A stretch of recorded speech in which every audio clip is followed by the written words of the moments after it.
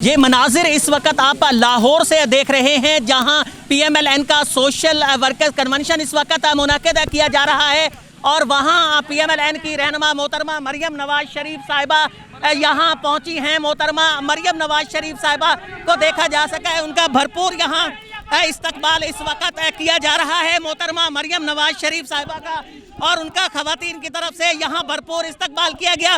फूलों की पत्तियाँ उन पर निछावर की जा रही हैं। मोहतरमा मरियम नवाज शरीफ साहिबा इस सोशल मीडिया कन्वेंशन से खिताब करेंगी आज, और इस 13 दिसंबर को PDM के जलसे के हवाले से उनकी तैयारियों का यही है कि मोहतरमा मरियम नवाज शरीफ साहिबा इस वक्त उन्हें देखा जा सकता है कि मोहतरमा मरियम नवाज शरीफ साहिबा यहाँ पहुँच रही हैं और पाकिस्तान मुस्लिम लीग नून के वर्कर्स कन्वेंशन से वो खिताब करेंगी।